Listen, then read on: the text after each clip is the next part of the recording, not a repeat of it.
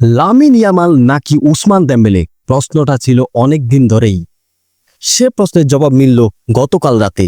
ইয়ামালকে অপেক্ষায় রেখে পিএসজির ফরাসি তারকা উসমান দেম্বেলে জিতলেন 2025 সালের ব্যালন ডি'র।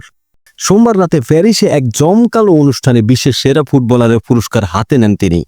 গেল মৌসুমে কোচ লুইস এনরিকের দলকে নিয়ে দেম্বেলে জিতেছেন ঐতিহাসিক 4টি শিরোপা, যার মধ্যে ক্লাবটির প্রথম চ্যাম্পিয়ন্স লিগ জয়ও রয়েছে।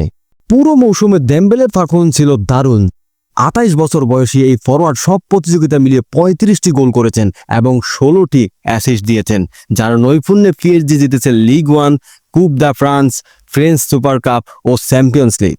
চূড়ান্ত বোর্ডে দেম্বেলে ও বার্সেলোনার লামিন ইয়ামাল ছিলেন শীর্ষ 2-এ। তৃতীয় স্থানে ছিলেন পিএসজির ভিতিনিয়া, এরপর ছিলেন লিভারপুলের মোহাম্মদ সালাহ ও বার্সেলোনার রাফিনিয়া। শীর্ষ 10-এ আরও ছিলেন Achraf Hakimi, Kylian Mbappe, Cole Palmer, Gianluigi Donnarumma ও নুনো মেন্ডেস। পুরস্কার হাতে নিয়ে আবেগ আপ্লুত হয়ে পড়েন দেম্বেলে। মঞ্চে তিনি বলেন, যা আমি অনুভব করছি তা সত্যি অসাধারণ। আমি ধন্যবাদ জানাই পিএসজিকে, যারা আমাকে 2023 সালে দলে নিয়েছিল। ক্লাবের সভাপতি, পুরো দল ও স্টাফদের ধন্যবাদ জানান তিনি।